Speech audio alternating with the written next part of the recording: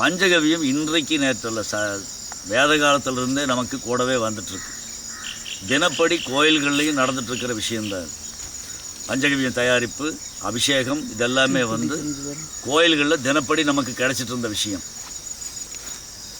இந்த ஒரு விஷயம் எப்படின்னா, நிறைய புஸ்தகங்களில், பழைய வேத புஸ்தகங்கள்ல இருக்குது. அதில் ஆபஸ்தம்பர், போதாயனர், பராசரர், பிரஜாபதி அப்படின்னு சொல்கிற முனிவர்கள் அவங்களே சொல்லி வச்சுருக்குறாங்க. அளவுகளை கூட சொல்லி வச்சுருக்குறாங்க.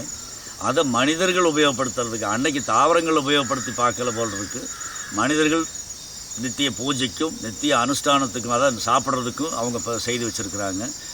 அதுலேயே அவங்க சொல்லியிருக்கிற அந்த பிரயோகமான வார்த்தைகளே பார்த்தோம்னா, நெருப்பிலிட்ட விறகை போன்று பஞ்சகவியம் நமது உடம்புக்குள்ளே போகும்போது நமக்குள்ள இருக்கிற பாவங்களை, அதாவது நோய்களை, மற்றதையும் எல்லாத்தையுமே மனத்தளவில் கூட எல்லாத்தையும் விரட்டி அடிக்கும், கெடுதல்களை விரட்டி அடிக்கும்னு தான் அவங்க அந்த மந்திர பிரயோகமே அதில் அப்படித்தான் இருக்குது. அந்த வார்த்தைகள், மந்திர பிரயோகங்கிறது வேறு ஒன்றும் இல்லை, வார்த்தைகள் தான். அதில் சொல்லக்கூடியது இது எனக்கு இருக்கிற எல்லா பாவங்களையும் போக்கட்டுங்கிற அர்த்தத்தில் தான் அந்த வார்த்தைகளை அமைந்திருக்கு.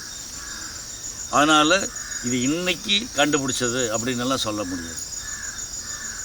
தினப்படி கோயிலில் நடந்துட்டுருக்கிற விஷயம். இன்றைக்கி ராமேஸ்வரம்,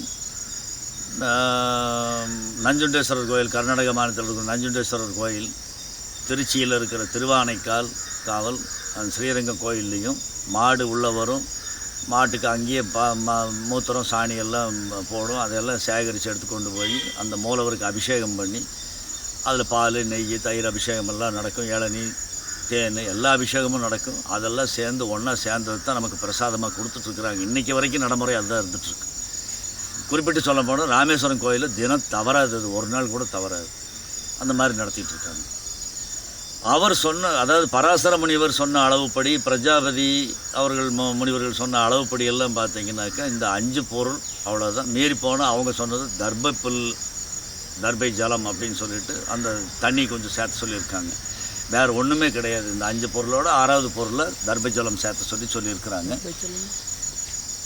இது வந்து ஒவ்வொரு காரியத்துக்கும், நம்ம செய்யக்கூடிய தவறான காரியங்கள் எந்த காரியமாக இருந்தாலும் சரி, அதாவது தேவையில்லாத சாப்பிட்டாலும் சரி, தேவையில்லாத நேரத்தில் சாப்பிட்ருந்தாலும் சரி, தேவையில்லாத ஒரு செயலில் ஈடுபட்டிருந்தாலும் சரி, எந்த கெடுதலாக இருந்தாலும், ஒரு தேவையில்லாத ஒரு பூச்சி கடிச்சிருந்தால் கூட, பூச்சி நம்ம மேலே விழுந்திருந்தால் கூட, இப்போ ஒரு காகமே நம்ம மேலே பறக்கிற பறவை அது நம்ம மேலே எச்சம் போட்டுருச்சுன்னா கூட அதுக்கு பஞ்சகவியம் சாப்பிட்டா எந்த கெடுதலும் பண்ணாதுங்கிற மாதிரி தான் அவங்க சொல்லியிருக்கிறாங்க.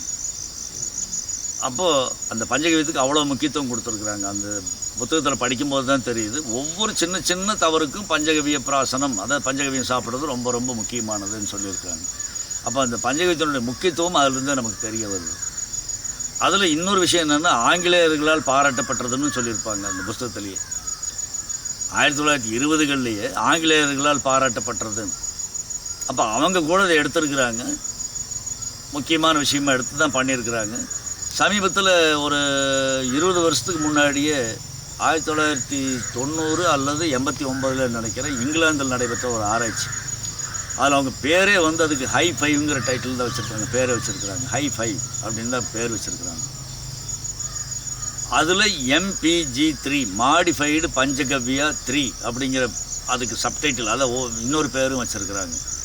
இது என்ன பண்ணியிருக்கிறாங்கன்னா, அவங்க சோடியம் குளோரைடுன்னு சொல்கிற அந்த உப்பு, சாதாரண நம்ம சாப்பாட்டுக்கு போடுற சாப்பாட்டு உப்பையும் கொஞ்சம் கலந்து பயிர்கள் மேலே தெளிச்சிருக்கிறாங்க. அந்த மாடிஃபைடு பஞ்சகவ்யாங்கிறது இது, அந்த உப்பும் கொஞ்சம் சேர்த்திருக்கிறாங்க. அடுத்தது அந்த 3ங்கிறது வந்து 3% கரைசலை தெளிக்கணுங்கிறது அவங்க தான் சொல்லியிருக்கிறாங்க. இது வந்து ஒரு கேரவான்கிற ஒரு பத்திரிக்கையில் வந்திருந்தது அந்த காலகட்டத்தில். அந்த ஆராய்ச்சி அவங்க பண்ணியிருக்கிறாங்க. பயிர்களில் வந்து நோய் எதிர்ப்பு நல்லா இருக்குது, நோயே வர்றதில்லை அப்படின்னு சொல்லிட்டு அவங்க ஆராய்ச்சி முடிவுகள் சொல்லியிருக்காங்க.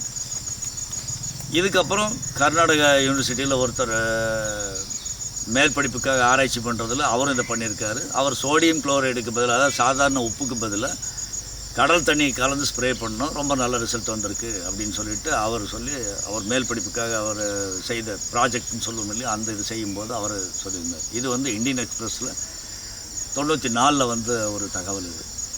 அதுக்கப்புறம் 96 நம்ம இப்போ 96லேருந்து நம்ம எல்லாம் வழிமுறையில் இதை பயன்படுத்திக்கிட்டு வரோம்.